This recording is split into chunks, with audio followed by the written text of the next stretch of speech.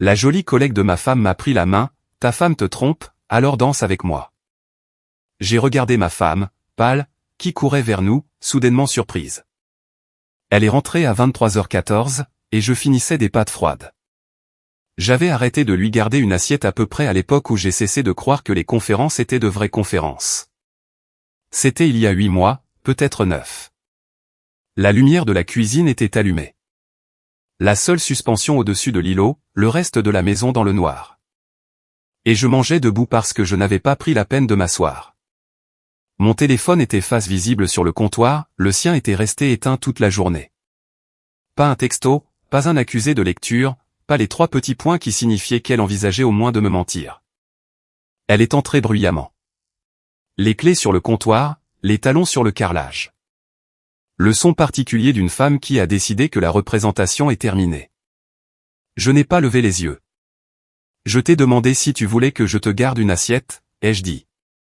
J'ai dit non. Une pause. Je ne crois pas, en fait. Voilà le truc avec Vivian. Elle avait un don pour les annonces. Elle annonçait les choses comme d'autres respirent, constamment, sans effort apparent, s'attendant toujours à ce que la pièce se réorganise autour du son. Notre fille, Nola, disait que sa mère pouvait faire sonner une liste de courses comme un communiqué de presse. Alors, ce qu'elle a dit ensuite, je l'ai compris comme une annonce. Le ton d'une femme rapportant un inconvénient mineur qu'elle avait trouvé étonnamment excitant. J'ai eu un coup d'un soir avec mon patron, a-t-elle dit. Weston. Et je le referai. J'ai levé les yeux. J'ai hoché la tête une fois. J'ai rebaissé les yeux sur les pattes. Le silence que je lui ai offert n'était pas celui du choc. C'était le silence d'un homme qui connaissait déjà le mot pour ce qu'elle était, qui le savait depuis 14 mois, qui avait été patient comme un pathologiste médico-légal est patient, parce qu'on ne précipite pas les preuves. On les laisse finir d'arriver. Elle a attendu. Le silence s'est étiré. J'ai pris une autre bouchée. Puis sa voix a changé de registre, plus haut, plus aigu, le son d'une femme qui s'attendait à une porte qui claque et qui a eu un homme finissant son repas à la place. Dis quelque chose.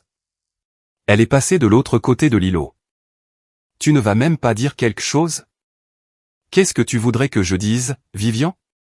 Que tu es en colère? Que tu ressens quelque chose? Moi, je sens que les pâtes sont froides. J'ai posé ma fourchette. Va te coucher.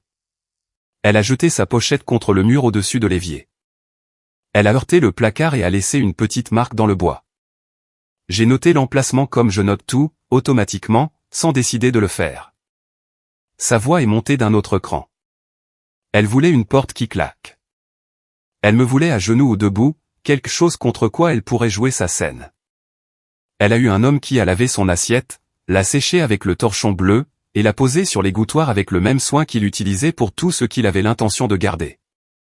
Je ne l'ai plus regardé. Le bureau était à 12 pas de la cuisine.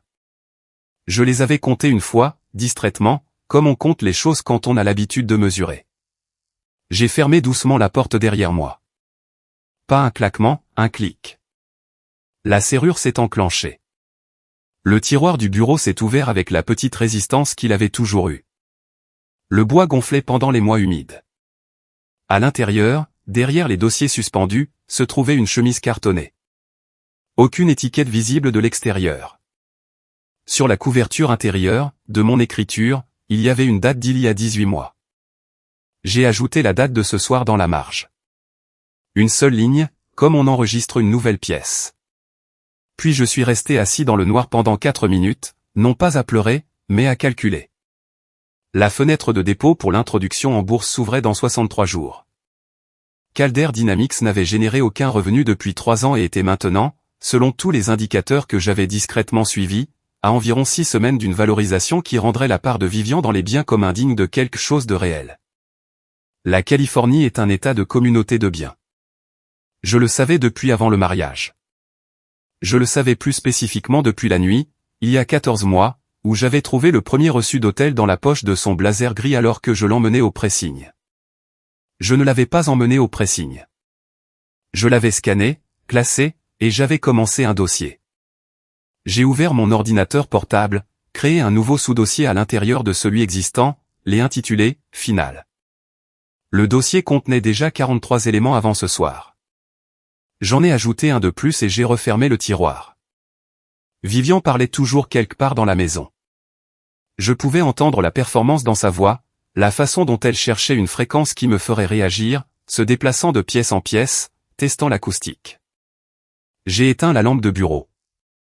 Dans le noir, j'ai pensé à la chaîne de possession, à la façon dont les preuves se dégradent lorsqu'elles sont mal manipulées, et au fait que je n'avais jamais mal manipulé celle-ci. J'étais pathologiste médico-légal depuis 22 ans. Avant cela, j'avais été infirmier de combat dans l'armée dans des endroits où la patience n'était pas une vertu, mais une compétence de survie.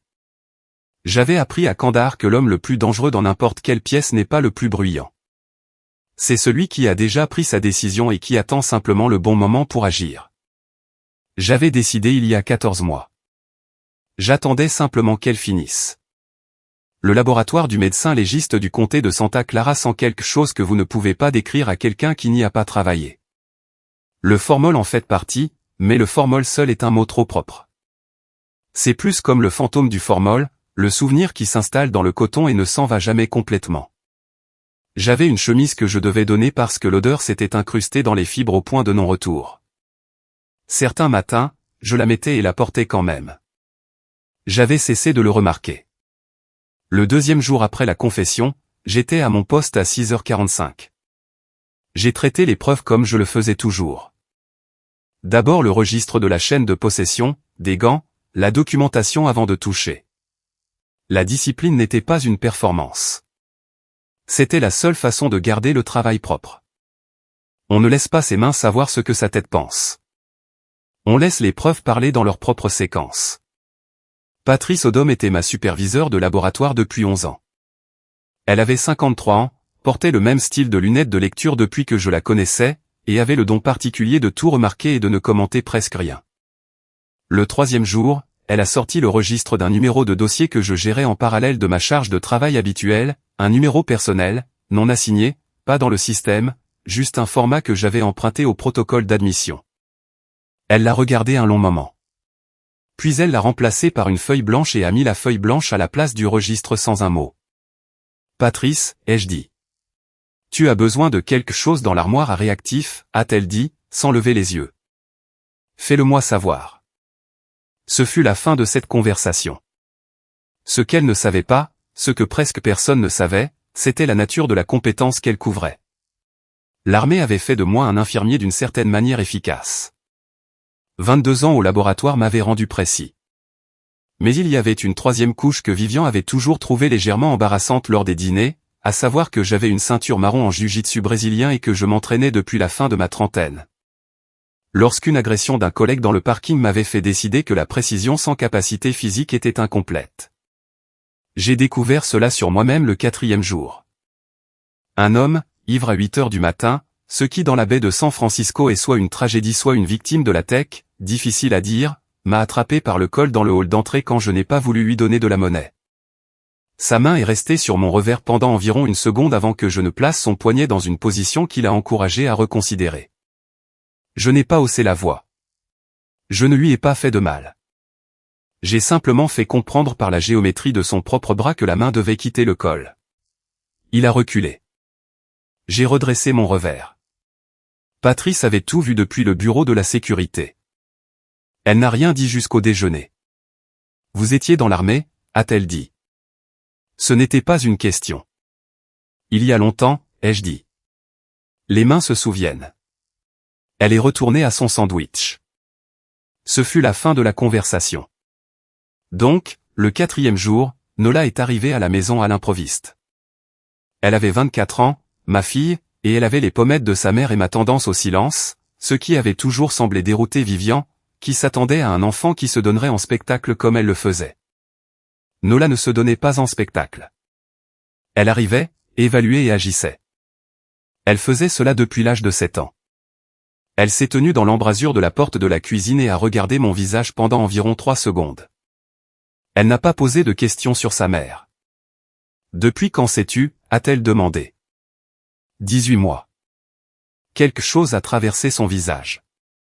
Pas de la surprise. Nola n'était pas facilement surprise. quelque chose de plus proche de la douleur spécifique d'un soupçon confirmé. Pourquoi n'es-tu pas parti? Parce que partir avant le dépôt de l'hypo signifie qu'elle obtient la moitié de quelque chose qui n'existe pas encore. Rester jusqu'à après signifie qu'elle obtient la moitié de rien. Elle est restée silencieuse un long moment. Elle avait l'immobilité de son père lorsqu'elle réfléchissait. Elle s'est versé un verre d'eau du robinet et l'a tenu sans le boire. Attendre, a-t-elle dit. Mais attendre quoi, exactement? Qu'elle finisse. Son visage a exprimé quelque chose de compliqué. Le verre a été posé sur le comptoir. Elle a hoché la tête une fois, lentement, le hochement de tête d'une personne qui vient de comprendre quelque chose qui lui a coûté pour le comprendre. Papa, a-t-elle dit. Je sais, ai-je dit. C'est ma mère. Je le sais aussi. Elle est restée 2 heures. Nous avons déjeuné. Nous n'avons plus discuté de Vivian. Quand elle est partie, elle m'a serré dans ses bras à la porte, l'étreinte spécifique de quelqu'un qui essaie de communiquer quelque chose pour lequel il n'a pas encore de mots. Je suis resté sur le perron et j'ai regardé sa voiture jusqu'à ce qu'elle disparaisse. Puis je suis rentré et j'ai ouvert l'ordinateur portable. The Differential est un bar sur Castro Street à Mountain View qui existait avant l'arrivée de l'argent de la tech et qui y a survécu en étant agressivement médiocre de toutes les manières importantes. Des menus collants, pas de carte de cocktail, un jukebox qui a encore du Springsteen et du Merlagar et rien d'enregistré après 2003. Quinta Barra y était barman depuis 16 ans. Il avait 44 ans, bâti comme un homme qui avait joué au football américain à l'université et s'était arrêté avant que cela ne devienne une carrière. Et il avait le don particulier du barman de se souvenir des visages sans vous donner l'impression d'être mémorisé. J'y étais allé 2 fois auparavant, il y a des mois, quand je décidais encore de la forme que cela allait prendre. Il n'avait pas accusé réception de ses visites. Il a accusé réception de celle-ci. Je me doutais que tu reviendrais, a-t-il dit, en posant un verre de bourbon avant que je n'ai rien demandé. Ça fait environ 3 semaines que je te vois prendre ta décision. C'est si évident? Tu te gares toujours à la même place. Tu restes dans la voiture pendant 6 minutes avant d'entrer. Tu es soit très prudent, soit très effrayé, et tu n'as pas l'air effrayé. Je me suis assis sur le tabouret. Le comptoir du bar était collant d'une manière qui suggérait qu'il avait été nettoyé récemment, mais qu'il se souvenait de tout ce qu'il avait jamais contenu. Je veux juste savoir ce que tu as vu, ai-je dit. Qu'un a cherché sous le bar. Il a posé une clé USB sur la surface collante entre nous sans cérémonie. 41 visites, 14 mois. Il a rempli son propre verre d'eau. J'ai commencé à garder les enregistrements quand elle t'a traité de meuble avec un salaire. Ça m'a semblé être le genre de choses qu'un homme devrait avoir. J'ai regardé la clé. Je ne l'ai pas ramassée immédiatement. Elle a dit ça ici? 3e visite. Il a ri. Elle l'a dit plus fort. J'ai ramassé la clé. Qu'un a alors mentionné autre chose, un type qui s'était assis sur ce même tabouret il y a 6 mois, une histoire différente mais la même forme générale, qui avait parlé à Qu'un d'une application qu'il avait trouvée, quelque chose appelé Singleton. Qu'un l'a dit comme on dit quelque chose dont on se souvient à moitié. Pas un argumentaire, juste une chose qui était restée. Un test de valeur avant de voir les profils, a dit Qu'un. Le gars a dit qu'il avait arrêté de regarder les photos et avait commencé à regarder ce en quoi les gens croient vraiment. Il a dit que ça ressemblait moins à du shopping et plus à, il a fait une pause, cherchant le mot. Une reconnaissance. J'ai écouté d'une oreille. Je l'ai classé quelque part. J'avais d'autres choses au premier plan immédiat. J'ai donné un pourboire de 40 € à Qu'un. Il a regardé le billet un moment. C'est soit une insulte, soit un compliment, a-t-il dit. C'est un reçu, ai-je dit. Il a hoché la tête une fois. Nous nous sommes compris. La clé contenait 41 entrées. Je les ai examinées cette nuit-là dans le bureau avec des écouteurs, Vivian regardant la télévision à 5 mètres de là à travers le mur. La qualité était bonne. Qu'un avait un système de caméra décent pour un bar avec des menus collants. Dans 37 des 41 entrées, Weston Calder était présent. Dans 22 d'entre elles, Vivian le touchait de manière non ambiguë. Dans l'une d'elles, enregistrée un mardi il y a 11 semaines, elle était au téléphone pendant que Weston était aux toilettes. J'ai reconnu la voix à l'autre bout du fil, la mienne, quand j'avais appelé pour dire que je serais en retard du laboratoire.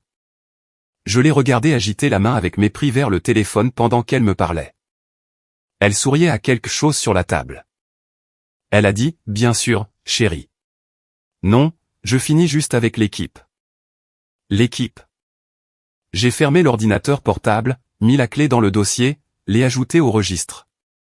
Puis je suis allé à Sunnyvale un samedi matin, 2 semaines plus tard, dans un complexe près de Matilda avec l'esthétique spécifique des endroits où les gens vivent pendant qu'ils décident de la suite. Des meubles d'occasion visibles par la fenêtre. Une plante morte sur le rebord que quelqu'un avait continué d'arroser par espoir ou par habitude. Demi-Pruitt a ouvert la porte comme si elle attendait quelqu'un. Mais pas moi. Elle avait 27 ans. Elle avait l'air d'une personne qui avait récemment cessé d'être surprise par les choses. Pas vaincue. Résignée d'une manière qui est en fait une sorte de clarté. Je l'avais trouvée grâce à l'historique des connexions LinkedIn de Weston. Elle était répertoriée comme une ancienne collègue, ce qui est l'euphémisme de la tech pour ce qu'elle était réellement. Il fait ça à tout le monde, a-t-elle dit avant que j'ai fini ma première phrase. Elle s'est écartée de la porte pour me laisser entrer. Ce n'est pas à propos de ta femme. Ça ne l'est jamais. Elle s'est assise sur la coudoir de son canapé. Il collectionne les maris, leurs contacts, leur crédibilité, leur réseau. Ta femme pensait que c'était elle qui faisait la collection. Combien de temps es-tu resté avec lui? 11 mois, puis ce fut fini, et j'ai appris par un contact commun qu'il était passé à la femme de quelqu'un d'autre, puis à une autre. Il y a un schéma. Elle a dit le mot « schéma », comme un scientifique le dirait, sans émotion, juste avec le poids des données. Il trouve des femmes qui se donnent déjà en spectacle, des femmes qui veulent être vues. Il leur donne une attention qui ressemble à de la reconnaissance, mais ce n'en est pas. C'est juste un miroir. Il est très doué pour être un miroir. Elle m'a donné des textos, des captures d'écran. J'avais déjà mieux, mais je l'ai quand même remerciée. À la porte, en partant, elle a posé la question. Qu'est-ce que tu vas faire? Finir mon repas, ai-je dit. Elle a presque souri. Pas tout à fait, mais presque. De retour au bureau, j'ai commencé à assembler le fichier audio. Les messages vocaux de Vivian. Il y en avait 9 des premiers mois où elle maintenait encore sa couverture avec un certain effort. Les enregistrements de Quint. Et un appel téléphonique au portable de Weston, passé un jeudi soir où je savais que Vivian était avec lui. L'exception de consentement des deux parties en Californie couvre un participant qui reste en ligne et ne dit rien. J'étais resté en ligne pendant 11 minutes et 40 secondes. Je n'avais rien dit.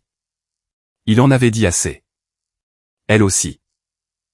Je travaillais dans le bureau pendant que Vivian regardait une émission de rénovation de maison dans la pièce voisine.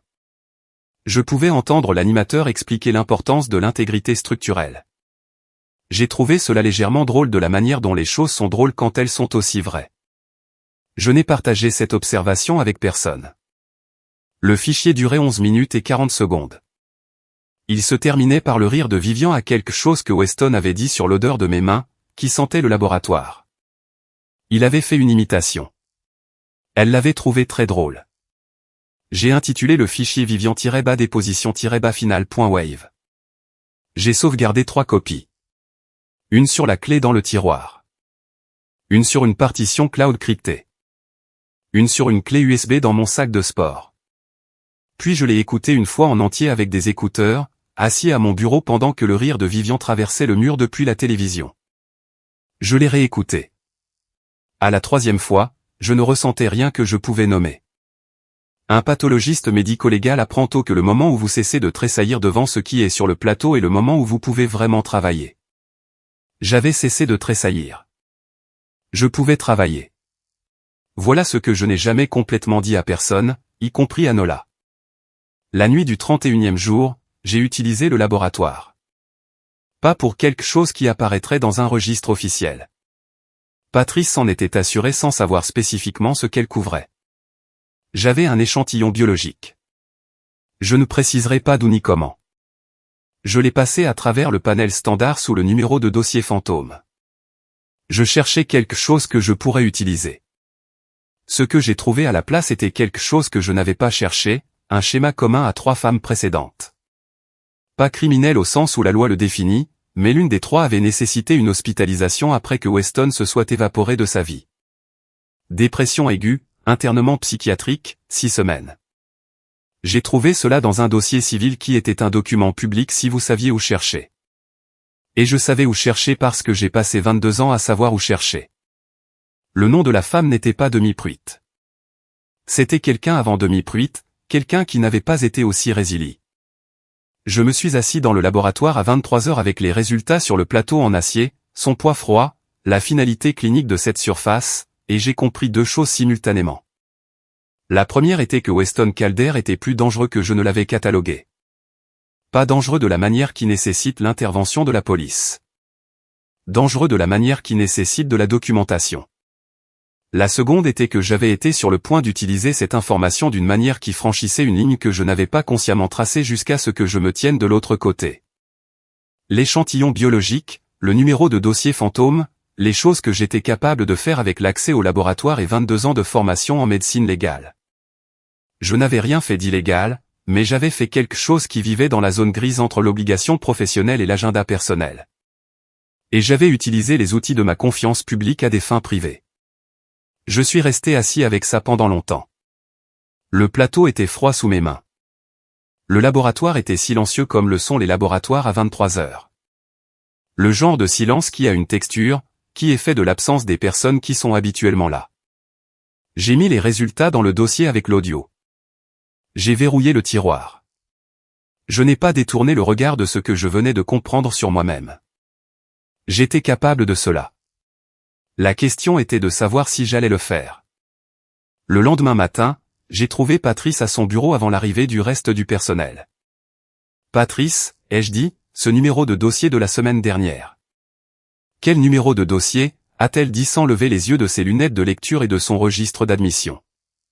Ce fut la fin de la conversation. Donc, semaine 8. L'entreprise de Weston a déposé les documents pour son introduction en bourse. Je le sais parce que j'avais une alerte Google pour Calder Dynamics, que j'avais configurée il y a 14 mois lorsque j'avais identifié le nom sur le reçu d'hôtel. L'alerte est arrivée à 7h03 un mardi matin pendant que je préparais le café. Je l'ai lu 2 fois. Puis j'ai versé mon café, je me suis tenu à la fenêtre de la cuisine et j'ai regardé un jet des chaînes s'affairer à quelque chose dans le jardin. La fenêtre de dépôt de l'IPO signifiait 60 jours jusqu'à la valorisation, 60 jours jusqu'au moment où la part de Vivian dans les biens communs, qui incluait son salaire, ses actifs et tout ce qui avait été acquis pendant le mariage, serait évalué par rapport à un chiffre réel plutôt qu'un chiffre spéculatif. J'avais fait ce calcul de nombreuses fois. J'avais une feuille de calcul. La feuille de calcul était dans le dossier. Vivian a commencé à utiliser le mot « nous » différemment. Je l'ai remarqué pour la première fois un mercredi soir quand elle est rentrée à une heure raisonnable, la première fois depuis des mois, et s'est tenue dans la cuisine avec de nouveaux vêtements que je n'avais jamais vus, un blazer en lin d'une couleur qui faisait de gros efforts. Et a dit, je pensais qu'on pourrait aller à Napa ce week-end. Le « nous » qu'elle voulait dire n'était pas nous deux. Bien sûr, ai-je dit, je vais vérifier mon emploi du temps. Je n'avais aucune intention d'aller à Napa. J'avais un brouillon de mail, 4 en fait, chacun adressé à un destinataire différent, chacun contenant des pièces jointes spécifiques. Je les avais affinés pendant 6 semaines. Ils étaient prêts. Ils n'attendaient qu'une chose. La date de dépôt de l'IPO. Nola a appelé un jeudi soir à 21h47. J'ai décroché à la première sonnerie, ce que je ne fais jamais. Elle a dit 7 mots, « Papa, la date de dépôt de l'IPO est jeudi. » Elle avait un contact dans un cabinet d'avocats spécialisé dans les transactions technologiques. Elle avait demandé une faveur. Elle ne m'avait pas dit qu'elle allait faire ça, ce qui signifiait qu'elle pensait au dossier depuis plus longtemps qu'elle ne l'avait laissé paraître. « Merci, ai-je dit. »« Papa, je sais. Est-ce que ça va ?» La bande d'ombre sur la table de la cuisine captait la lumière de la suspension. La même bande, la même table, la même tasse que j'utilisais depuis 11 ans, à sa place habituelle. La tasse de Vivian était du mauvais côté de l'évier.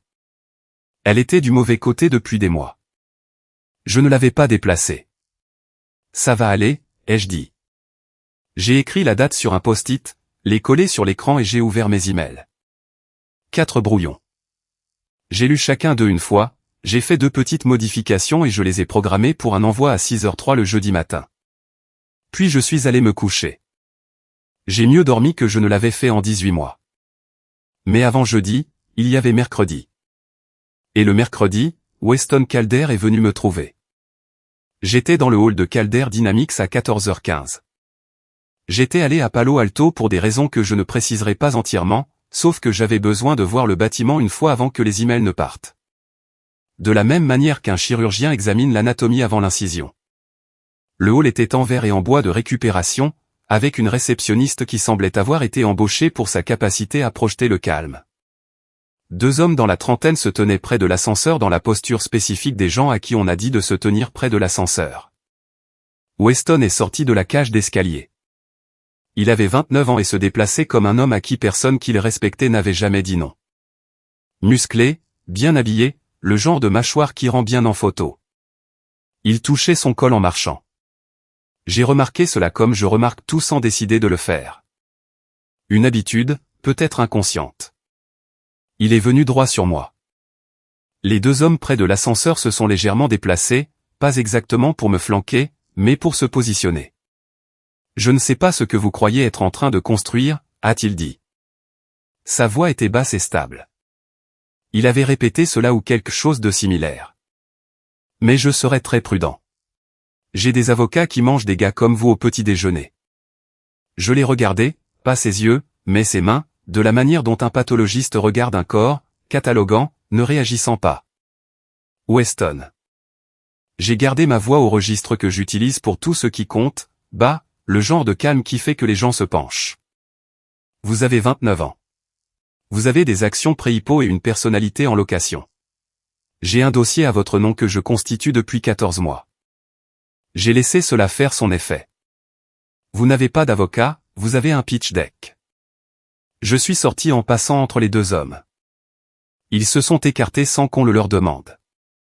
Aucun d'eux n'avait été entraîné pour un homme qui ne se presse pas. Je suis retourné sur la 280 les fenêtres baissées, le couloir froid de l'autoroute faisant ce qu'il fait toujours, dissipant le bruit, ne laissant que ce qui est réel. La radio était allumée, une émission de l'après-midi que je ne suivais pas. Puis une voix a dit quelque chose qui m'a fait tendre la main et monter le volume. Une femme était interviewée à propos d'une application de rencontre basée sur les valeurs. Elle décrivait son fonctionnement. Une évaluation approfondie avant de voir les profils, des questions sur ce en quoi vous croyez vraiment, ce que vous avez surmonté, ce dont vous avez besoin d'une autre personne au-delà de l'attirance, de l'histoire et de la proximité. J'ai arrêté de regarder les photos et j'ai commencé à regarder ce en quoi les gens croient vraiment, a-t-elle dit. C'était moins comme faire du shopping, plus comme trouver quelqu'un qui était construit de la même manière. L'application s'appelait Singleton. Je me suis souvenu que quelqu'un l'avait mentionné. Le gars sur le tabouret il y a 6 mois, qui allait bien maintenant. Je suis resté assis dans le parking d'une station-service sur la 280 pendant 4 minutes, moteur éteint. Architecture partagée. C'est l'expression qui m'est venue. Pas des intérêts communs, pas une histoire commune. Une architecture partagée. Les croyances structurelles qui soutiennent une personne quand tout le reste est retiré. Je n'avais pas eu ça avec Vivian. J'avais confondu la performance avec l'architecture pendant longtemps. Je n'ai pas ouvert mon téléphone. Je suis juste resté avec ce concept jusqu'à ce qu'il s'installe. Puis j'ai démarré le moteur et je suis rentré chez moi. Cette nuit-là, Vivian a trouvé le bureau déverrouillé. Je l'avais laissé ainsi délibérément. Elle n'a pas trouvé le dossier. Le dossier était dans le tiroir verrouillé, et elle ne savait pas où était la clé. Mais elle a trouvé le scanner. Les reçus organisés dans leurs pochettes, les impressions de métadonnées avec leurs horodatage et leurs données de localisation. Elle est entrée dans la cuisine, les mains tremblant d'une manière spécifique. Pas de chagrin, pas de culpabilité, le tremblement d'une femme qui vient de comprendre que la pièce dans laquelle elle pensait se produire était en fait une scène avec une caméra pointée sur elle tout le temps. Qu'est-ce que c'est que tout ça, a-t-elle dit. Mon système de classement. Arlan, qu'est-ce que tu as fait? Elle se tenait près du comptoir. Elle avait pris un verre. Le même comptoir, le même verre, la même cuisine où elle avait jeté sa pochette il y a 2 mois. Elle le tenait sans le jeter, ce qui signifiait qu'elle essayait encore de calculer. Je finis mon repas, Vivian. Comme toujours. Sa voix est montée. Elle a jeté le verre. Il a heurté le placard au-dessus de l'évier et a laissé une fissure en forme d'étoile dans le bois. Une marque différente de celle de la pochette, mais le même placard. J'ai noté l'emplacement. J'ai noté le schéma. Si tu as quelque chose à dire, dis-le. Elle était maintenant à plein volume. Arrête d'être si sacrément silencieux tout le temps. Arrête de me regarder comme si j'étais quelque chose sur l'un de tes plateaux. Tu n'es pas sur mon plateau, ai-je dit. Tu n'en es même pas proche. J'ai ramassé les éclats de verre avec le torchon bleu, j'ai plié le torchon, je l'ai posé sur le comptoir, et je suis retourné au bureau. La serrure a cliqué. À travers la porte, je pouvais l'entendre, debout dans la cuisine, respirant. La performance n'avait plus de public, et elle ne savait pas quoi faire de la scène. Le fantôme de formol sur ma chemise était faible cette nuit-là, juste une trace, juste assez pour me rappeler le laboratoire, le plateau, la discipline de travailler proprement. J'ai accroché la chemise au crochet, je me suis assis au bureau, j'ai regardé le post-it avec la date de jeudi. 2 jours. Je pouvais attendre 2 jours de plus. Jeudi, 6h03. 4 emails ont quitté ma boîte d'envoi simultanément. J'étais assis à l'îlot de la cuisine avec un café quand mon téléphone a confirmé les envois. Je n'ai pas regardé l'écran. J'ai bu mon café. La lumière de la suspension était allumée. Le reste de la maison était dans le noir. L'avocat de Vivian a reçu Vivian-bas déposition-bas final.wave, les archives des reçus d'hôtel organisés par date et lieu, et les enregistrements de quin compressés en un fichier de 12 minutes. La lettre de présentation tenait en 3 paragraphes. Professionnelle, précise. Elle référençait les articles du Code de la famille de Californie par numéro. La directrice des ressources humaines de Weston a reçu une lettre officielle citant les preuves audio d'une liaison sur le lieu de travail avec une subordonnée directe. Vivian était techniquement sa subordonnée dans la relation de fournisseur pour l'événementiel, un détail que j'avais confirmé avec un avocat spécialisé en contrat 6 semaines auparavant. La lettre incluait également les textes corroborants de Demi Pruitt sur le schéma, expurgé pour protéger Demi, mais suffisamment précis pour établir la récurrence. Demi Pruitt a reçu une copie de tout ce que j'avais, plus un mot. Il disait, vous aviez raison. Il ne s'agissait jamais de la femme. Lena Marsh a reçu un dossier de presse, le fichier audio, la documentation sur le schéma concernant 3 femmes nommées avec leur consentement. Je les avais appelées chacune, leur avais expliqué ce que j'avais, et leur avais demandé la permission. 2 ont dit oui immédiatement. La 3e a dit oui après un long silence, puis, je me demandais si quelqu'un reconstituerait jamais le puzzle. Le dossier de presse comprenait une chronologie, 3 noms, et l'audio de Weston imitant les mains d'un pathologiste médico-légal. Je n'ai mis personne en copie. J'ai fait du café. J'ai posé la tasse sur le comptoir, à sa place habituelle. Puis je suis allé au marché des producteurs. C'était un rituel du samedi que je maintenais depuis 11 ans, peu importe ce qui se passait à la maison. Le marché de Castro Street, à 2 rues du Differential, ouvert à 8 heures. J'y allais pour les tomates anciennes et tout ce qui avait l'air bon avec cette qualité spécifique des « être là », qui existe sur un marché de producteurs à 8h15 du matin avant que la foule n'arrive. J'étais au stand de tomates quand Weston m'a trouvé. Il avait reçu l'appel de sa directrice des RH à 7h15.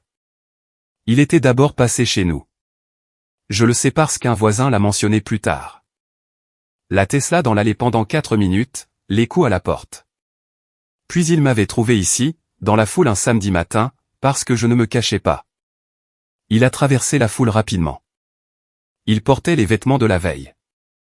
Son col était relevé d'un côté. Vous n'avez aucune idée de ce que vous venez de faire.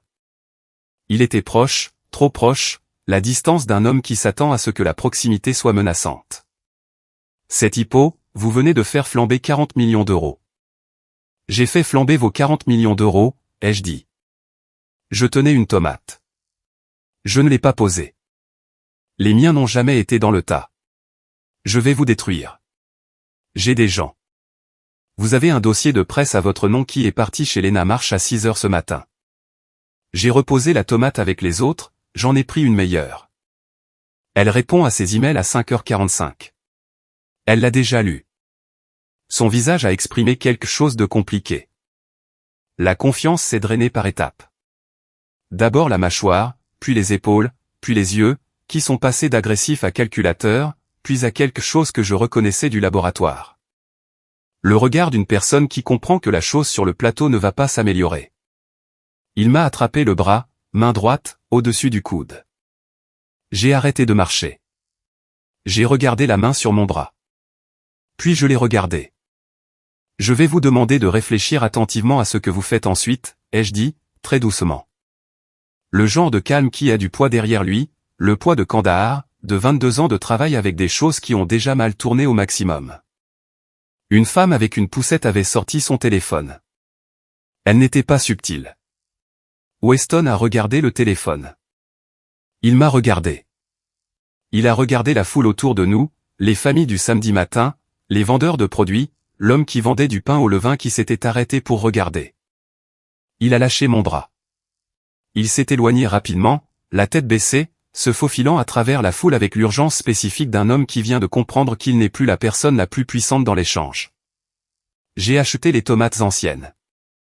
Je suis rentré chez moi. Vivian a appelé mon portable pour la première fois à 8h03. J'ai laissé sonner. Elle a appelé 16 fois de plus entre 8h03 et 9h30. Je lisais à la table de la cuisine. Le téléphone était face visible. J'ai regardé les appels arriver et passer comme on regarde la météo par une fenêtre. J'ai répondu au 18e appel. Elle était dans sa voiture, sur le parking du bureau de son avocat. Je pouvais entendre l'acoustique spécifique, l'air confiné, la façon dont le son s'aplatit dans une voiture garée. Sa voix avait une fréquence que je n'avais jamais entendue auparavant. Pas de la colère, pas du chagrin, quelque chose entre les deux qui n'a pas de nom propre. « Tu as envoyé ça à mon avocat ?» a-t-elle dit. « Tu l'as envoyé à CRH. Tu l'as envoyé à une journaliste. » C'est exact. Tu as construit ça pendant 18 mois. 14 les 4 premiers mois, je décidais encore. Décider de quoi? La bande d'ombre sur la table de la cuisine captait la lumière du matin. La tasse à sa place, le torchon bleu plié sur le comptoir, tout à sa place. Si tu valais le dossier, ai-je dit. Un long silence, le genre qui a une texture. Je veux rentrer à la maison, a-t-elle dit. Je sais que tu le veux. J'ai pris mon café. Je te pardonne, Vivian. Je t'ai pardonné la nuit où tu me l'as dit. J'avais juste besoin que tu finisses d'abord. J'ai mis fin à l'appel, posé le téléphone face contre le comptoir. Le café était encore chaud. Weston, en quittant la zone du marché des producteurs à toute vitesse, a heurté une camionnette de livraison garée sur Castro Street. Je n'ai pas été témoin direct de cela. Je l'ai appris par Quint, qui ouvrait l'entrée arrière du différentiel lorsque c'est arrivé à un demi-pâté de maison. Impact mineur, pas de blessés, mais le panneau avant de la Tesla était enfoncé et la dashcam de la camionnette a capturé toute la séquence. Le visage de Weston, la plaque d'immatriculation, la vitesse. Le rapport de police était un document public à midi. L'article de Lena Marsh a été mis en ligne à 11h. Je l'ai lu à la table de la cuisine pendant que les tomates attendaient sur le comptoir de devenir quelque chose. L'article était propre, précis et dévastateur de la manière dont le bon journalisme est dévastateur, pas bruyant, juste exact. Elle a utilisé le témoignage de Demi. Elle a utilisé la documentation sur le schéma. Elle a utilisé l'audio, cité de manière sélective et légale. Le paragraphe de conclusion faisait référence au rapport de police. Le samedi matin, Calder avait déjà réussi à entrer en collision avec quelque chose dont il ne pouvait pas se sortir par le charme. Le lundi, 2 membres du conseil d'administration avaient discrètement démissionné.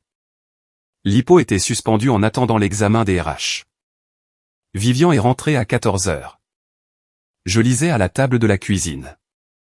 Elle est restée dans l'embrasure de la porte un long moment, assez longtemps pour que je lève les yeux, ce que je pense qu'elle attendait. Elle s'est approchée du comptoir. Elle a pris ma tasse, la même tasse, le même comptoir, et l'a tenue comme elle avait tenu le verre 2 nuits auparavant, en train de décider. Elle l'a reposé.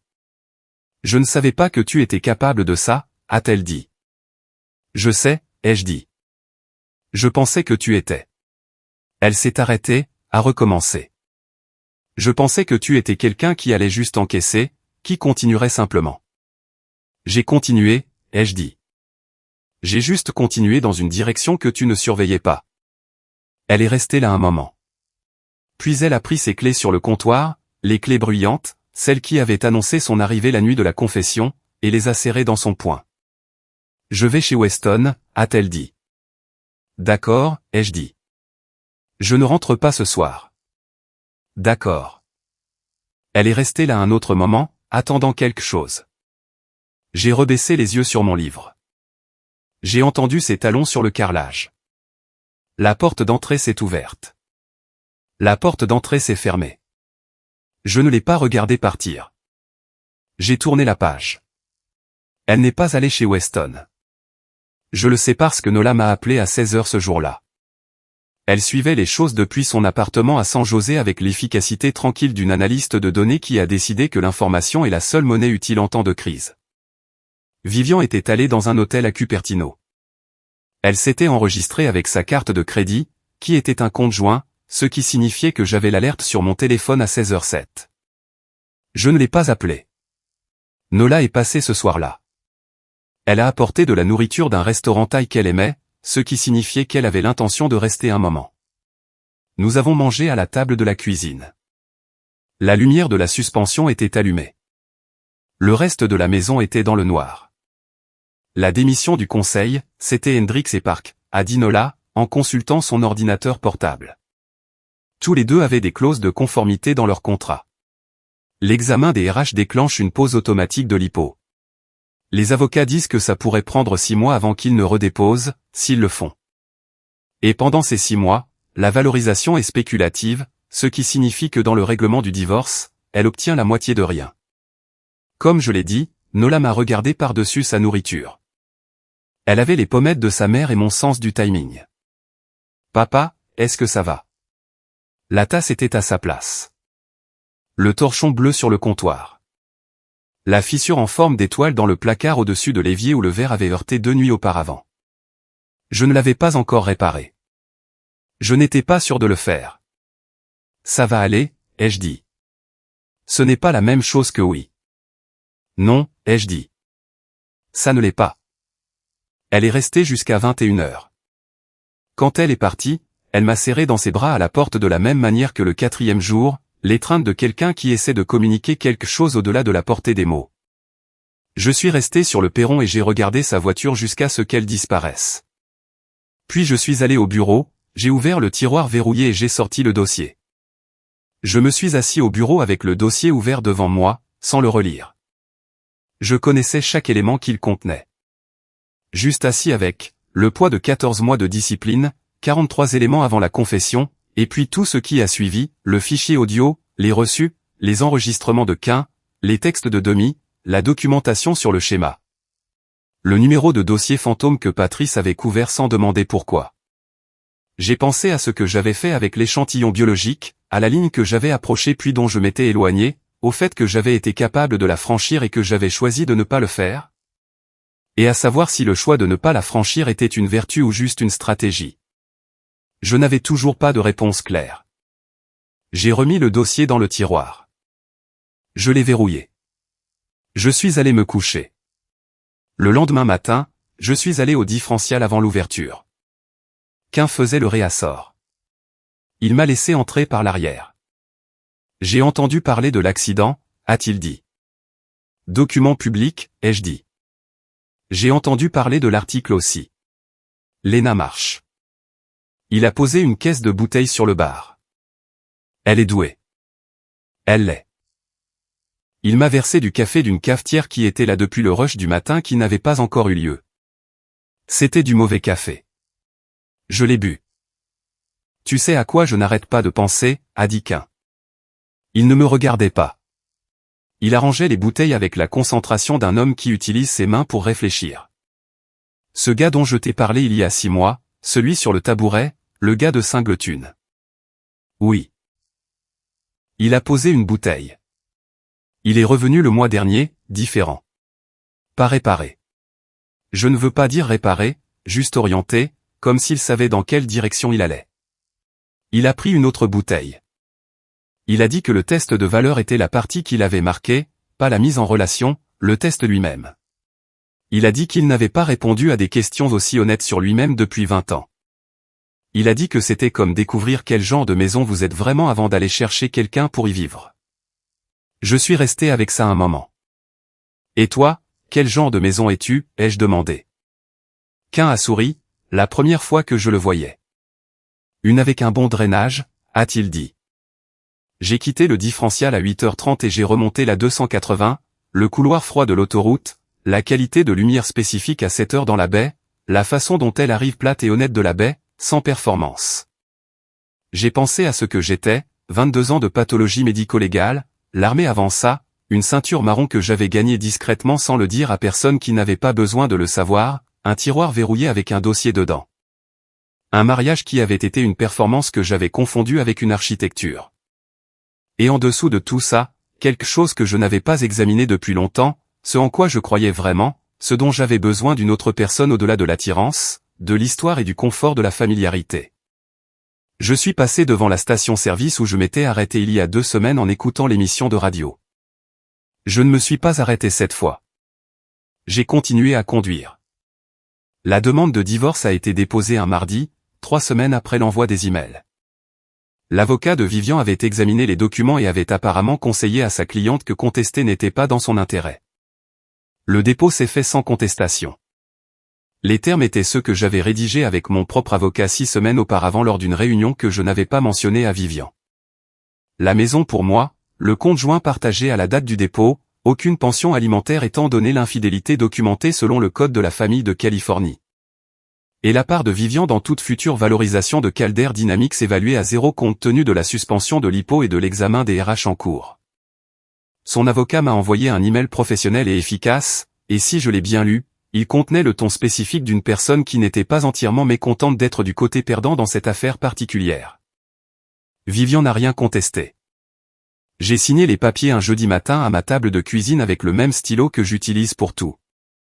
J'ai remis le capuchon, j'ai posé le stylo. La tasse était à sa place.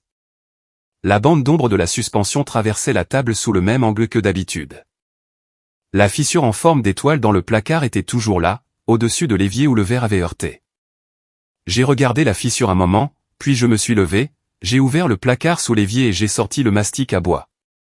J'avais appris très tôt qu'on ne laisse pas des dégâts sans les réparer simplement parce que la personne qui les a causés est partie.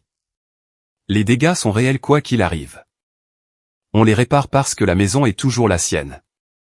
L'appartement de Nola à San José était au 3e étage d'un immeuble construit dans les années 70 et rénové 2 fois sans jamais vraiment se mettre à jour.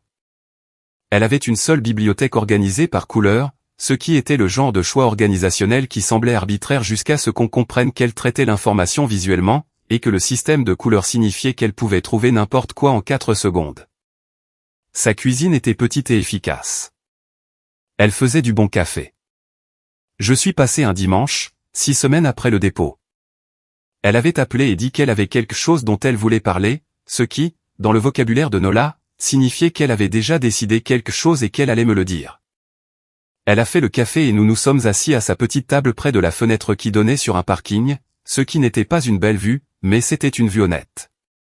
J'ai été en colère contre elle, a dit Nola. Elle tenait sa tasse à 2 mains. Pas pour toi, pour moi. Pour la version d'elle que je pensais avoir. La performance, ai-je dit. Oui. Elle a regardé le parking. J'attendais de ressentir de la pitié pour elle et ce n'est pas le cas. Je ressens de la pitié pour la personne que je pensais qu'elle était. C'est différent. Ça l'est, ai-je dit. Tu vas rester dans la maison. Pour l'instant. La maison est très. Elle a fait une pause. C'est une maison très Vivian. C'était exact. Le style moderne du milieu du siècle avec son verre et ses lignes épurées avait été l'esthétique de Vivian, sa sélection, sa scène. J'y avais vécu, j'avais travaillé autour et j'avais cessé de le remarquer comme on cesse de remarquer une odeur. Je pourrais changer certaines choses, ai-je dit. Nola a hoché la tête. Elle a rempli son café sans proposer de remplir le mien, ce qui était sa manière de signaler qu'elle pensait à autre chose. Il y a une femme, a-t-elle dit. J'ai posé ma tasse. Au labo, a dit Nola. Le docteur Odom l'a mentionné. Elle n'est pas au labo. C'est une professeure à Stanford, en bioéthique. Son mari est mort il y a 3 ans. Un problème cardiaque? Soudain. Il avait 49 ans. Elle m'a regardé. Patrice l'a mentionné parce qu'apparemment, elle et Patrice vont au même club de lecture et Patrice a dit quelque chose sur toi et cette femme a dit quelque chose sur toi et Patrice m'a envoyé un texto. Patrice t'a envoyé un texto. Patrice a des opinions. J'ai regardé mon café. Je ne suis pas prêt, ai-je dit. Je sais, a dit Nola. Je ne te dis pas de faire quoi que ce soit. Je te dis juste qu'elle existe. Son nom était Rowan Selby. Je ne le savais pas encore. Je ne le saurais que 2 semaines plus tard, lorsque Patrice l'a de nouveau mentionné au laboratoire avec désinvolture, comme Patrice faisait tout, comme si ce n'était rien, sans lever les yeux, sans agenda apparent, comme si l'information était simplement arrivée dans la pièce. Rowan Selby, a dit Patrice en paraphant un formulaire d'admission. Bioéthique, Stanford. Veuve depuis 3 ans. Elle a posé des questions sur vous. Qu'est-ce qu'elle a demandé? Elle a demandé quel genre de personne vous étiez. Qu'est-ce que vous avez dit? Patrice a levé les yeux par-dessus ses lunettes de lecture. J'ai dit que vous étiez le genre de personne qui répare le placard après que le verre se soit cassé. Elle a fait une pause. Elle a dit, même quand la personne qui l'a cassé est partie? Elle est retournée au formulaire d'admission. Je suis resté là un moment, puis je suis retourné à mon poste. Oh, Rowan Selby est venue au laboratoire un mercredi après-midi, 3 semaines plus tard. Elle avait 51 ans et cette qualité de présence spécifique qui appartient aux personnes qui ont traversé quelque chose de réel et en sont sorties de l'autre côté, pas plus légère, exactement, mais plus pure. De la même manière qu'une surface a l'air après avoir été décapée jusqu'aux matériaux d'origine. Elle avait les yeux sombres et l'habitude d'écouter avec tout son corps, pas seulement son visage. Elle était là pour une consultation sur un cas de bioéthique qui n'avait rien à voir avec moi, mais Patrice avait arrangé le moment de la visite avec la précision spécifique d'une femme qui a décidé d'intervenir. Nous avons parlé pendant 11 minutes dans le couloir devant la salle de consultation. Elle m'a demandé ce que je trouvais intéressant dans la pathologie médico-légale, et je lui ai dit la vérité, à savoir que je trouvais la discipline intéressante, la façon dont il faut laisser les preuves parler dans leur propre séquence sans imposer la conclusion que l'on souhaite. Elle est restée silencieuse un moment. C'est une discipline difficile à maintenir, a-t-elle dit, dans n'importe quel contexte. Ça l'est, ai-je dit. Mon mari était chirurgien, a-t-elle dit. Il était très doué pour la discipline au bloc opératoire et très mauvais partout ailleurs. Elle a dit cela sans amertume, comme un fait, de la manière dont on énonce des faits sur quelqu'un qu'on a aimé sans avoir besoin de les réviser. Il me manque. Je comprends aussi plus de choses sur lui maintenant que lorsqu'il était en vie, ce qui est une chose étrange à porter. Ça l'est, ai-je dit. Elle m'a regardé avec cette qualité d'écoute, cette attention de tout le corps. Patrice dit que vous êtes récemment séparés, a-t-elle dit. Divorcé, ai-je dit, depuis 3 semaines. Je suis désolé. Ne le soyez pas, ai-je dit. Et puis, parce que c'était vrai et que je m'entraînais à l'honnêteté comme on pratique une discipline, je ne le suis pas. Elle a presque souri. Pas tout à fait, mais presque. Le même presque que demi-pruite, mais venant d'une direction complètement différente. Je suis sur Singleton, a-t-elle dit. L'application. C'est. Je sais comment ça sonne. Ça sonne comme une mise en relation basée sur les valeurs, ai-je dit, avant les profils. Elle m'a regardé avec une certaine surprise. Vous connaissez? J'en ai entendu parler 2 fois maintenant, de sources différentes. Elle a hoché la tête lentement. J'ai d'abord fait l'évaluation, avant de regarder qui que ce soit. Les questions étaient. Elle a fait une pause. C'était la conversation la plus honnête que j'ai eue avec moi-même depuis des années. Elle a regardé le sol un moment. Le nom est un peu ridicule, mais l'idée est que vous cherchez quelqu'un qui est accordé à la même fréquence, pas à la même histoire. La même fréquence. Architecture partagée, ai-je pensé. C'était l'expression que j'avais trouvée sur la 280, dans le parking de la station-service, moteur éteint. Je ne me suis pas inscrit, ai-je dit. Vous n'êtes pas obligé, a-t-elle dit. Je vous dis juste que ça existe. Elle l'a dit avec la même cadence que Nola avait utilisée 6 semaines plus tôt en parlant de Rowan elle-même. J'y ai pensé plus tard à la table de la cuisine avec le café, la lumière de la suspension et la tasse à sa place. La fissure en forme d'étoile dans le placard avait disparu maintenant. Le mastic à bois avait séché, je l'avais poncé, j'avais retouché la peinture. On ne voyait plus où le verre avait heurté. On ne voyait que le placard. J'ai ouvert mon ordinateur portable. J'ai trouvé le site de Singleton. J'ai lu la description de l'évaluation. Je ne me suis pas inscrit ce soir-là, mais j'ai tout lu jusqu'au bout. L'affrontement a eu lieu un dimanche matin, 5 semaines après la finalisation du divorce. Vivian avait appelé 3 fois la semaine précédente. Pas pour contester quoi que ce soit. Les papiers étaient signés, les comptes réglés, la maison était à moi. Elle appelait parce qu'elle jouait le deuil de la même manière qu'elle avait tout joué, et elle avait besoin d'un public. J'avais répondu 2 fois, brièvement, et n'avais rien dit qui lui donnait ce qu'elle cherchait. Le dimanche matin, elle est venue à la maison. J'ai entendu la voiture dans l'allée, pas sa voiture, un VTC, ce qui signifiait qu'elle avait planifié cela comme une performance et ne voulait pas être responsable de sa propre sortie. La sonnette a retenti. J'étais dans la cuisine en train de finir mon café. J'ai posé la tasse et je suis allé à la porte. Elle avait l'air différente. Pas moins bien, exactement, mais inachevée, comme une pièce à l'air lorsque la mise en scène a été retirée et qu'on peut voir les vrais murs. Elle portait des vêtements qui faisaient trop d'efforts dans la mauvaise direction, l'erreur de calcul spécifique de quelqu'un qui s'est habillé pour une version d'une conversation qui n'aura pas lieu. « J'ai besoin de te parler », a-t-elle dit. « D'accord, ai-je dit. » Je me suis écarté de la porte.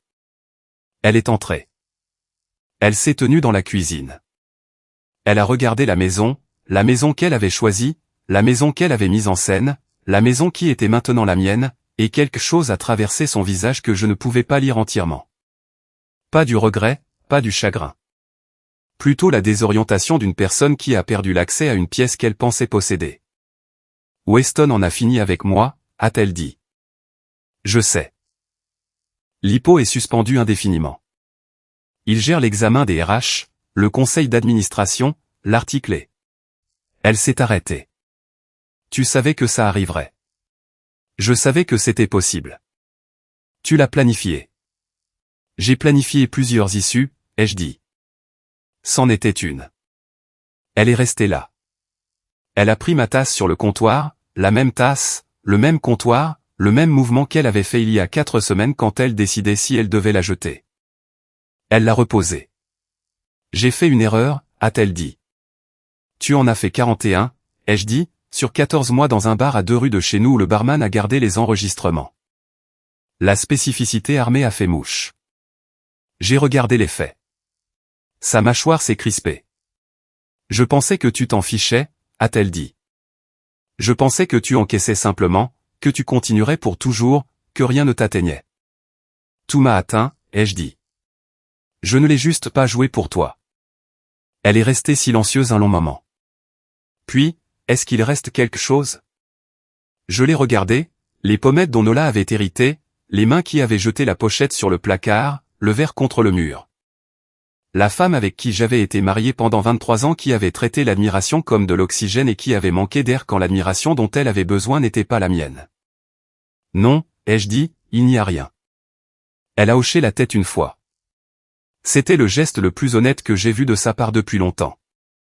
Elle s'est dirigée vers la porte d'entrée. Elle l'a ouverte. Elle s'est tenue sur le perron.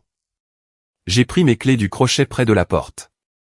Le crochet que j'avais installé moi-même il y a 10 ans parce que Vivian perdait toujours ses clés et que j'avais pensé que la solution était un endroit désigné pour elle. J'avais résolu des problèmes qu'elle n'était pas intéressée à résoudre depuis longtemps. Je suis passé devant elle pour aller dans l'allée. Je suis monté dans mon camion. J'ai démarré le moteur. Dans le rétroviseur, elle était debout dans l'allée. Pas en train de pleurer. Vivian ne pleurait pas devant des gens qui ne jouaient pas la scène avec elle. Elle se tenait les bras le long du corps, regardant le camion avec l'expression d'une femme qui vient de comprendre que le public a quitté le théâtre. J'ai quitté l'allée. J'ai descendu la colline. Dans le rétroviseur, elle devenait plus petite. J'ai tourné sur la route principale et elle a disparu. Je suis allé au différentiel.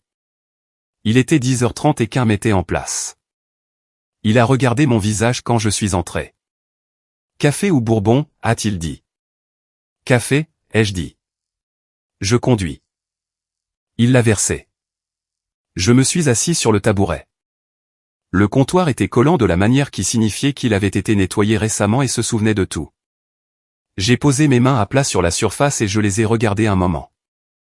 Les mains qui sentaient le laboratoire. Les mains dont Weston avait fait une imitation. Les mains dont Vivian avait ri. Les mains qui avaient retiré la poigne d'un homme ivre de Montcol dans le hall avec l'efficacité de quelqu'un qui a appris à le faire à Kandahar. Les mains qui avaient construit le dossier, pièce par pièce, pendant 14 mois. Ça va, a dit Quint. J'y arrive, ai-je dit. C'est la bonne direction, a-t-il dit. J'ai bu le café. Il était meilleur que celui du matin où il m'avait laissé entrer par l'arrière. Il avait fait une nouvelle cafetière. Le gars du tabouret, ai-je dit. Le gars de Singleton. Il y a 6 mois. Oui. Tu as dit qu'il était revenu. Qu'il semblait orienté. Oui. À quoi ressemblait-il quand il est revenu? Quint a réfléchi. Il arrangeait des verres avec la concentration d'un homme qui utilise ses mains pour réfléchir. Comme un homme qui savait ce qu'il cherchait, a-t-il dit. Pas qu'il l'ait encore trouvé. Juste qu'il savait ce que c'était.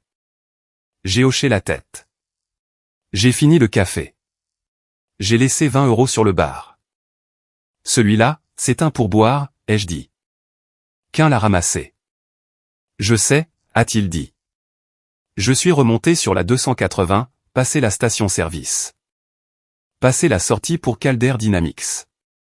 Passé le pont où la lumière arrive plate et honnête de la baie. J'ai pensé à Rowan Selby, à la façon dont elle avait dit « même fréquence » et le pensait comme un concept structurel, pas romantique. À la façon dont elle avait décrit l'évaluation. La conversation la plus honnête que j'ai eue avec moi-même depuis des années. À la façon dont elle avait écouté avec tout son corps, pas seulement son visage. J'ai pensé au dossier dans le tiroir verrouillé, à ce qu'il avait fallu pour le construire et à ce qu'il avait coûté, et si le coût en valait la peine. Je n'avais pas de réponse claire à cette dernière partie. Je soupçonnais que je n'étais pas censé en avoir. J'ai pensé à l'échantillon biologique et au numéro de dossier fantôme et à la ligne que j'avais approchée et dont je m'étais éloigné. À ce dont j'étais capable et à ce que j'avais choisi. Au fait que c'était deux choses différentes et que la différence entre elles était la seule définition du caractère qui ait jamais eu de sens pour moi. Je me suis garé dans l'allée. La maison était silencieuse. La maison était la mienne. Je suis entré. Je suis allé au bureau. J'ai ouvert le tiroir verrouillé et j'ai sorti le dossier. Je l'ai tenu un moment. Le poids de 14 mois. 43 éléments plus tout ce qui a suivi. Puis j'ai emmené le dossier au destructeur de documents dans le coin du bureau. Je l'ai inséré page par page. Les reçus. Les impressions de métadonnées. Le registre des numéros de dossier. Les brouillons de lettres de présentation. Le post-it avec la date de l'hypo. Tout ce qui avait servi son but et était maintenant terminé. Le fichier audio, je l'ai supprimé des 3 copies. Les enregistrements de Quint, je les ai supprimés. Je lui avais déjà envoyé un mot pour le remercier. Il avait répondu par 2 mots. Bonne chance. Quand le dossier a disparu, j'ai mis la chemise cartonnée vide dans le recyclage. J'ai fermé le tiroir. Je ne l'ai pas verrouillé. Je me suis assis au bureau dans le bureau de la maison. Mon bureau dans ma maison. Et j'ai ouvert mon ordinateur portable. J'ai trouvé le site de Singleton. J'ai relu la description de l'évaluation. Puis je l'ai commencé. Les questions n'étaient pas ce à quoi je m'attendais. Elles ne portaient pas sur les passe-temps ou les critères rédhibitoires ou ce que vous cherchiez chez un partenaire. Elles portaient sur ce en quoi vous croyez. Ce que vous aviez surmonté. Ce que vous aviez appris sur vous-même en le surmontant. Ce dont vous aviez besoin d'une autre personne au-delà de l'attirance, de l'histoire et du confort du familier. J'ai répondu honnêtement. Cela a pris 40 minutes. Pour certaines questions, j'ai dû m'asseoir un moment avant de répondre. J'ai répondu à une, puis je l'ai changée. J'ai répondu à une autre, puis je l'ai laissée parce que la première réponse était la vraie et que j'avais failli m'en dissuader. Quand j'ai fini, l'écran affichait une simple confirmation. Pas encore de profil. Juste, merci pour votre honnêteté. Nous vous trouverons quelqu'un qui correspond à ce qui compte. J'ai fermé l'ordinateur portable. La lumière de la suspension était allumée dans la cuisine. Je pouvais voir la bande d'ombre sur la table depuis l'embrasure de la porte. La même bande. La même table. Le même angle. La tasse était à sa place. Le placard au-dessus de l'évier était lisse et propre là où j'avais rempli la fissure et l'avais poncé. Le fantôme de formol sur la chemise était faible ce soir. Juste une trace. J'ai décroché la chemise du crochet. Je l'ai pliée. Je l'ai mise dans le sac de don près de la porte. Certaines choses que vous gardez parce qu'elles vous rappellent ce que vous êtes. Certaines choses que vous laissez partir parce que vous le savez déjà. 3 jours après avoir terminé l'évaluation, j'ai reçu une notification de compatibilité. Je l'ai regardée longtemps avant de l'ouvrir. Pas parce que j'avais peur de ce qu'il y avait dedans. Parce que je voulais être sûr de l'ouvrir en tant que la personne qui venait de passer 40 minutes à répondre à des questions sur elle-même et non en tant que la personne qui avait joué un mariage pendant ces dernières années.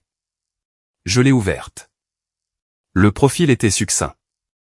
Une photographie qui n'essayait pas d'être autre chose que précise. Une courte biographie. Et sous la biographie, le résumé de compatibilité. Pas un pourcentage. Pas un score. Mais un paragraphe décrivant l'alignement des valeurs que l'algorithme avait trouvées. Le nom en haut était Rowan Selby. Je suis resté avec ça un moment. Puis j'ai pris mon téléphone et j'ai envoyé un texto à Patrice. C'est toi qui l'as mise sur l'application? Patrice a répondu en 40 secondes. Je lui ai suggéré de faire l'évaluation. Je n'avais aucun contrôle sur le résultat. Puis après une pause, de rien. J'ai posé le téléphone. J'ai regardé à nouveau le profil. Le paragraphe de compatibilité disait, entre autres, que les 2 profils montraient un fort alignement sur ce qu'ils décrivaient comme une honnêteté disciplinée. La capacité à accepter des vérités difficiles sans les mettre en scène. Et la volonté d'agir sur la base de preuves plutôt que de confort. Il disait que les 2 profils avaient obtenu un score dans le percentile supérieur pour la confiance méritée.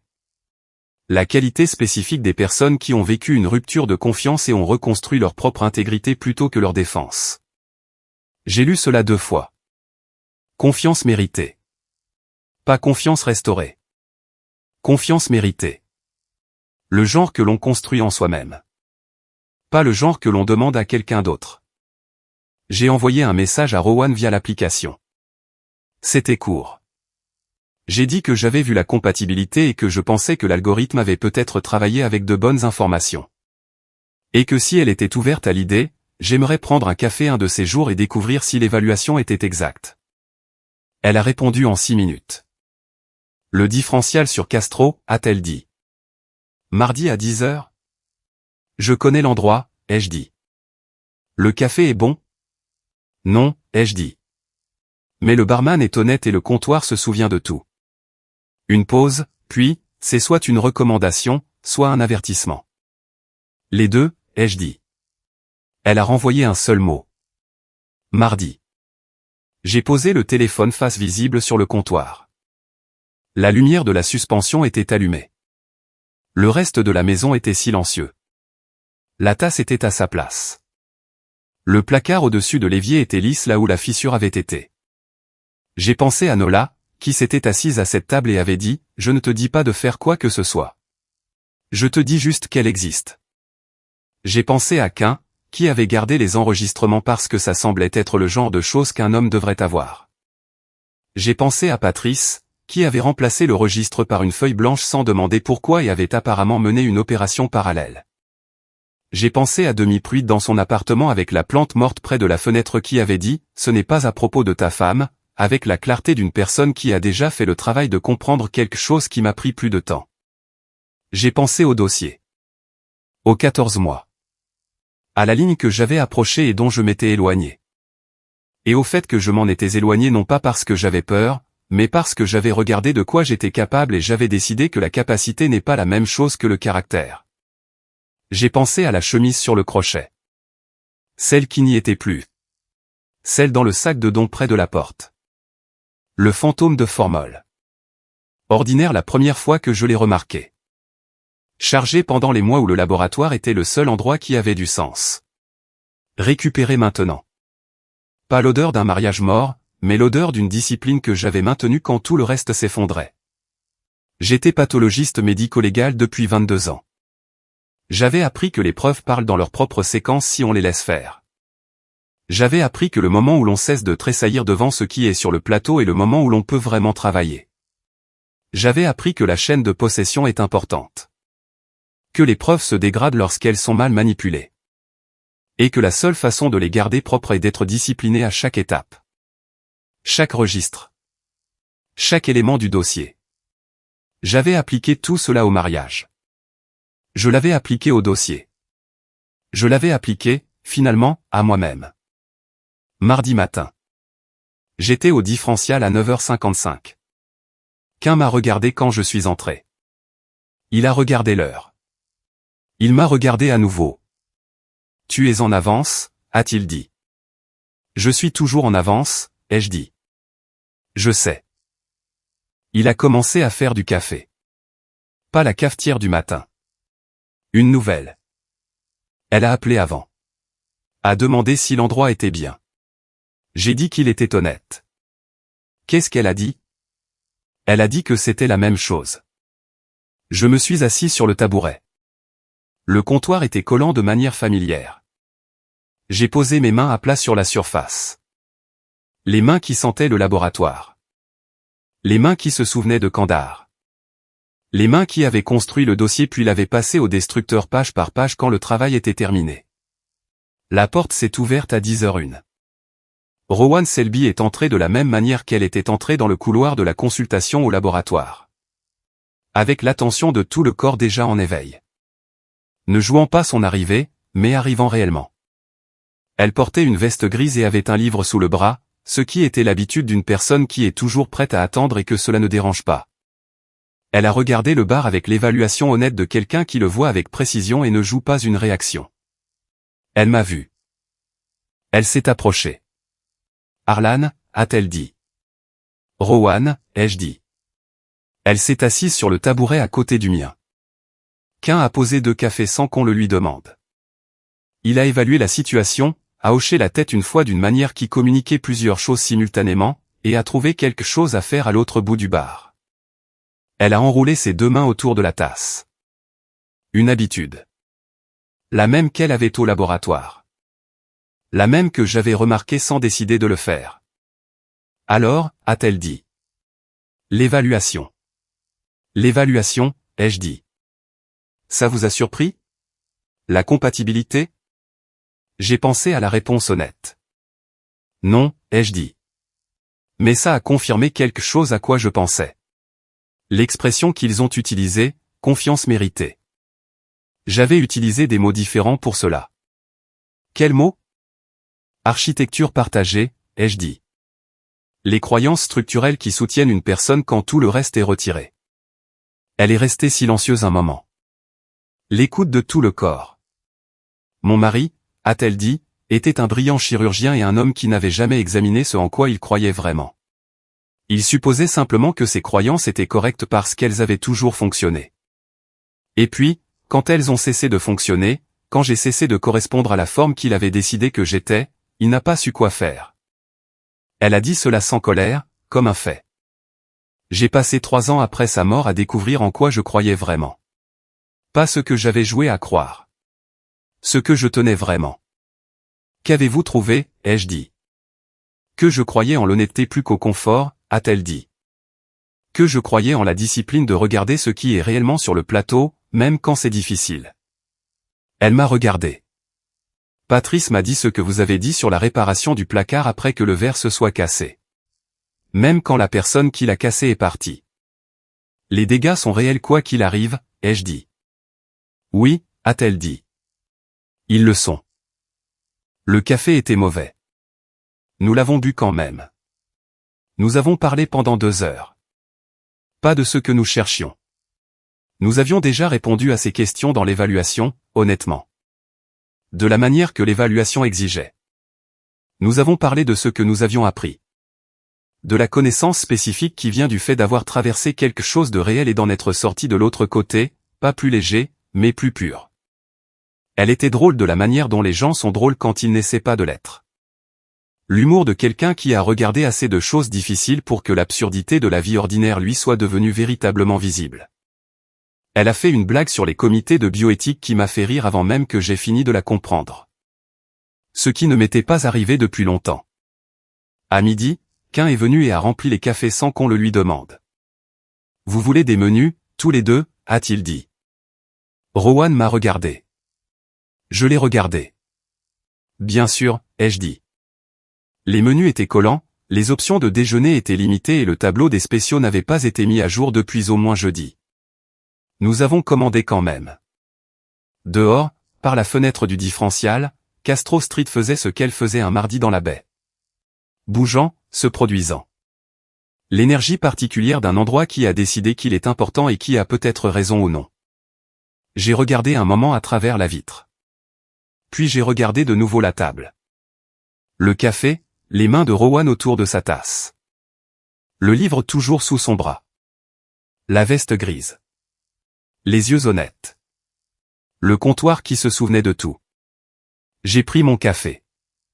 La tasse était chaude.